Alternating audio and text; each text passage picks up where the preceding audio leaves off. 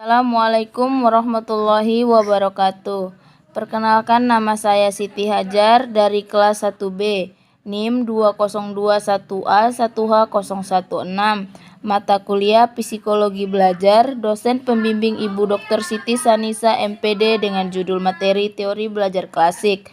Adapun materi yang akan saya jelaskan pertama yaitu pengertian teori pembelajaran.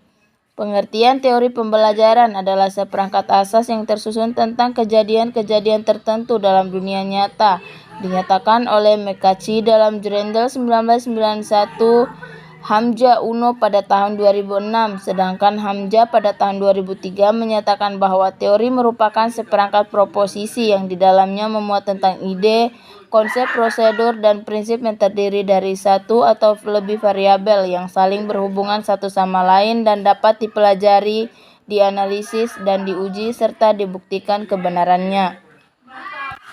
Fungsi teori pembelajaran. Fungsi teori pembelajaran. Sebuah teori pembelajaran memiliki 3 fungsi yang berbeda namun saling terkait dengan erat. Pertama, teori pembelajaran adalah pendekatan terhadap suatu bidang pengetahuan, suatu cara menganalisis, membicarakan, dan meneliti pembelajaran.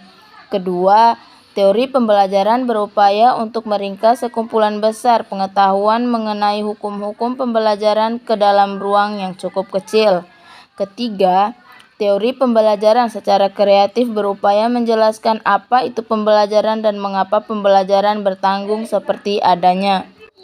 Hakikat teori pembelajaran. Teori belajar klasik. Teori-teori klasik diperoleh oleh seorang ahli sosiologi Rusia bernama Ivan Pavlov pada tahun 1900-an. Untuk menghasilkan teori ini, Ivan Pavlov melakukan suatu eksperimen secara sistematis dan saintifik dengan tujuan mengkaji bagaimana pembelajaran berlaku pada suatu organisme.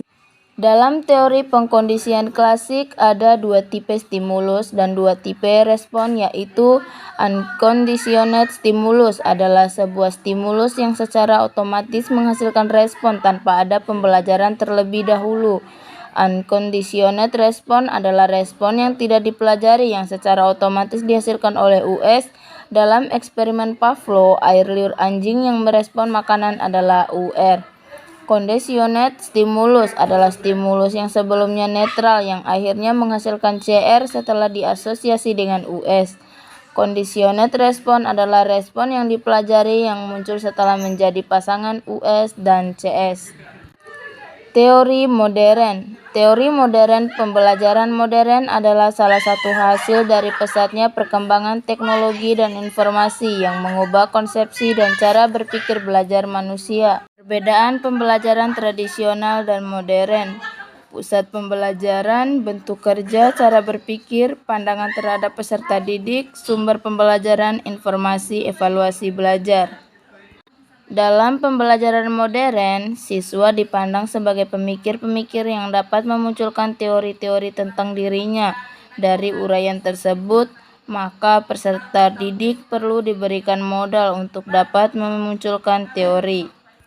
Sekian pemaparan materi dari saya. Apabila ada kekurangan, saya mohon maaf. Wabillahi taufiq wal hidayah. Wassalamualaikum warahmatullahi wabarakatuh.